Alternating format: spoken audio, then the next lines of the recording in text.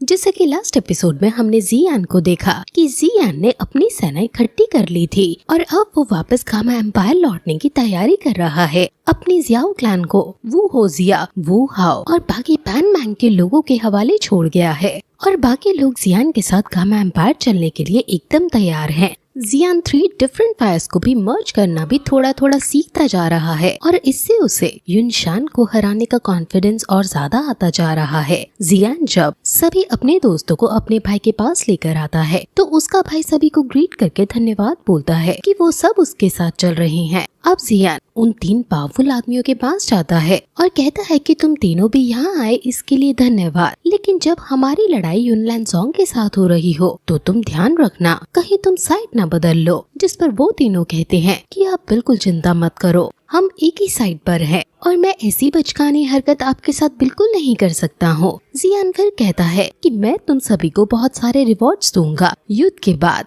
अब जियाओली वहाँ प्लेन्स बुला लेता है। वहाँ बहुत सारे प्लेन्स आ जाते हैं जिसमें जियान की सेना अब गामा एम्पायर की तरफ जाने वाली है। अब सभी लोग उसमें चढ़कर गामा एम्पायर की तरफ रवाना हो जाते हैं और फाइनली जियान काफी खुश है कि अब वो अपना बदला ले पाएगा। वहीं यूनसेक में हम यूजी को देखते हैं जो मंदिर में बैठकर मेडिटेट कर रहे हैं और वहाँ तभी युनशान आता है और युनजी से पूछता है कि आज टीचर को मेरी याद कैसे आ गई। जिस पर वो कहते हैं कि तुम कब तक ऐसी बनी रहोगी उस याओ फैमिली के लिए, क्या तुम भूल गई कि मैंने तुम्हें ट्रेनिंग दी थी और आज जहाँ तुम हो वो मेरी वजह से हो। युनजी कहती है कि मुझे अच्छे से पता है कि मेरे ऊपर आपके कितने एहसान हैं, लेकिन जो आपने जियाओ फैमिली के साथ किया वो बिल्कुल गलत था और ये मत भूलो कि जियान इसका बदला लेने के लिए जरूर आएगा। इस पर वो कहते हैं कि जियान सिर्फ एक बच्चा है जिसके अंदर थोड़ा टैलेंट आ गया है, लेकिन वो मुझे नहीं हरा सकता है और वैसे भी हमने कई सालों से उसके बारे में कुछ नहीं सुना है।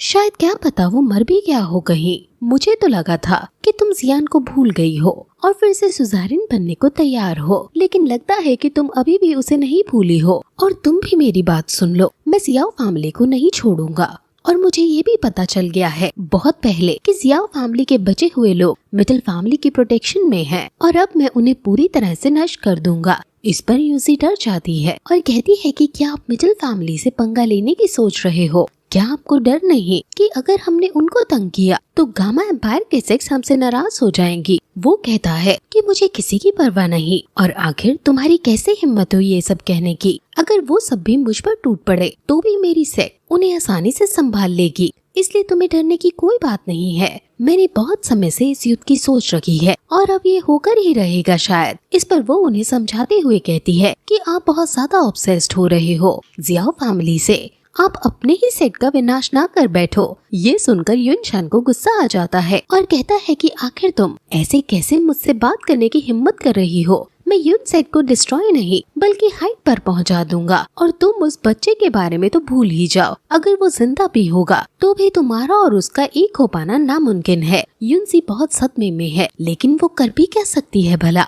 वहीं दूसरी तरफ आइस मास्टर जियाओ दिंग के साथ याफी के पास आता है और पूछता है कि आखिर तुम इतनी चिंता में क्यों हो? जिस पर वो कहती है कि मुझे एक इन्फॉर्मेशन मिली है, युनलैन सेक्ट में कुछ चेंजेस हुए हैं और उन्हें ये पता चल गया है कि जियाओ फैमिली हमारी फैमिली की प्रोटेक्शन में है। जिस पर आइस मास्टर जब ये पूछते हैं तो क्या वो अब हम पर हमला करने की हिम्मत कर रहे हैं? जिस पर वो कहती है कि उनकी मूवमेंट्स बहुत सीक्रेट तरीके से हो रही हैं और अगर मैंने अपने गुप्तचर पूरे मिस्टिक क्लाउड सेक्ट में ना फैला रखे होते तो मुझे ये भी ना पता चलता। जियाओ दिंग कहता है कि यूनसेक गामा एम्पायर की स्ट्रॉन्गेस्ट सेक्ट है और वहाँ अब युनशन भी है और जरूर वो मिडिल फैमिली के खिलाफ कुछ करने की सोच रहा है और अगर बाकी सेक्ट ने भी यूनसेक का साथ दिया तो कहीं मिडिल फैमिली के लिए दिक्कत ना हो जाए। आइस मास्टर कहता है कि चाहे कुछ भी हो जाए हमारी फैमिली भी पीछे नहीं हटेगी और हम भी युद्ध के लिए पूरी तरह तैयार होंगे और वो यावी से इसकी तैयारी करने को कह देता है और वो फिर जियाओ दिंग से थोड़ा समय के लिए छुप जाने को कहता है ताकि जियाओ फैमिली पर कोई आंच ना आए। वो उनसे सॉरी बोलता है कि वे ये मुसीबत अब मिडिल फैमिली पर ले आए हैं, जिस पर वो उसे ऐसा ना सोचने के लिए कहते हैं और कहते हैं कि तुम बस इस बुढ़े आदमी का ये जुआ समझो। जियाओ दिंग फिर कहता है कि शायद मेरा भाई जियान भी वापस आने वाला है और वो खुद युनलैन ज़ोंग को हराने की सोच रहा है और मुझे लग रहा है कि वो जरूर आएगा जल्द ही। याफे भी कहती है कि मुझे भी पूरा भरोसा है कि जब जियान वापस आएगा तो वो स्ट्रॉन्ग मैन बन गया होगा। वहीं जियान जो प्लेन के अंदर मेडिटेट कर रहा था, वो अब खड़ा होकर अपने भाई जियाओली से पूछता है कि हम कहाँ आ गए हैं, जिस पर वो बताते हैं कि वो वैनयान नाम के छोटे से देश में है और अब 1 महीने में ही हम गामा एम्पायर पहुँच जाएंगे। और वो अब और भी मजाक मस्ती करते हैं। जियाओली कहता है कि जियान क्वीन मेड्यूसा के साथ अच्छी घुल मिल गई है और दोनों पता नहीं कहाँ अकेले घूम रही हैं। जियान भी खुश है इनकी दोस्ती से और वो कहता है कि उन दोनों की ही बॉडी मॉन्स्टर की बॉडी है, इसलिए शायद वो ज्यादा घुल मिल गई हैं। वहीं वो दोनों एक केव के बाहर हैं और इस केव के अंदर बहुत सारे ट्रेजर हैं और वो दोनों इस केव के ट्रेजर को लेने के लिए यहाँ आए हैं। लेकिन इस केव के बाहर एक खतरनाक बीस्ट बैठा है जिसके हाथ में कुछ बंधा हुआ है और इस बीस्ट की लेवल द होंग पर है, यानी बहुत ज्यादा ताकतवर है। जियान को क्योंकि अच्छी पहचान है और क्योंकि उसकी नाक बहुत तेज है, इसलिए उसे ऐसे सब बड़े बड़े खजानों के बारे में अच्छी नॉलेज है। ये भी 6th ऑर्डर का वॉरक्राफ्ट है और जियान इसको दूर करने का एक प्लान सोचती है और वो काइलिन को बताती है। काइलिन कहती है कि क्या तुम इस मॉन्स्टर को संभाल पाओगे फिर, जिस पर वो कहती है कि ऐसे बहुत मॉन्स्टर से वो लड़ चुकी है। उसके मन में जियान के लिए सॉफ्ट कॉर्नर है और वो मान जाती है और फिर उसको संभाल रखने को भी कहती है। जियान उस मॉन्स्टर के पास चली जाती है और उसका ध्यान भटकाने लगती है और फिर उसको गुस्सा दिलाकर अपने पीछे पड़वा देती है और वो दोनों भागते भागते केव से थोड़ा दूर चले जाते हैं और वहाँ फिर क्वीन मेड्यूसा केव के अंदर जाकर उसके गेट की सील को तोड़ने लगती है। जियान जो कि बहुत पावरफुल है, वो भागते भागते बीस्ट से फाइट भी कर रहा है और उसको बहुत घायल भी कर दे रहा है।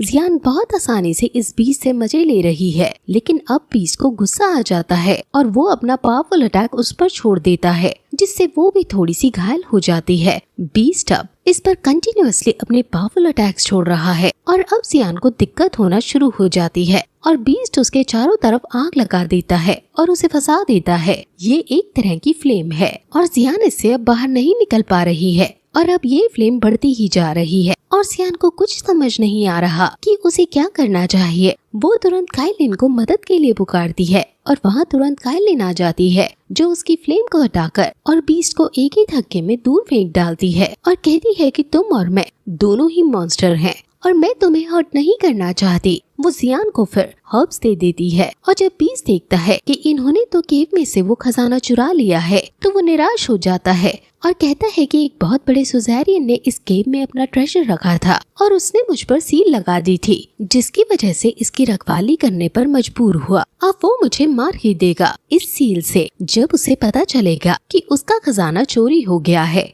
इसलिए अच्छा है कि मैं तुमसे लड़ते हुए मर जाऊं। ये कहकर वो उन पर हमला कर देता है और इसलिए क्वीन मेड्यूसा आगे जाती है और उस पर अटैक करती है, लेकिन वो उसकी सील पर अटैक करती है जिससे वो सील से फ्री हो जाता है और कहता है कि मैं अब फाइनली आपकी वजह से इस सील से आजाद हो गया हूँ, अब मैं बहुत खुश हूँ। और वो खुशी से नाचकर आजादी का अनुभव करते हुए वहाँ से उड़कर चला जाता है। जियान काइलिन को देखकर बहुत खुश होती है और कहती है कि काश मैं भी आपके जितनी ताकतवर होती, जिस पर वो प्यार से उसे समझाती है कि तुम्हारे अंदर बहुत ज्यादा पोटेंशियल है, तुम तो बस इंसान के शरीर में फंस गई हो और पता नहीं तुमसे जो वो जियान ने पिल्स का वादा किया है वो टाइम पर पूरा करेगा भी या नहीं। इस पर जियान कहती है कि तुम जियान से इतना गुस्सा क्यों रहती हो, मुझे तो वो बहुत अच्छा लगता है। अब दोनों वापस प्लेन में चले जाते हैं और जब जियान को पता चलता है कि ये ट्रेजर चुरा कर लाए हैं तो वो थोड़ा इन्हें डांटता है कि तुम क्यों अनवांटेड अटेंशन खींच रही हो, हम पहले ही अभी एक मुसीबत से लड़ने जा रहे हैं।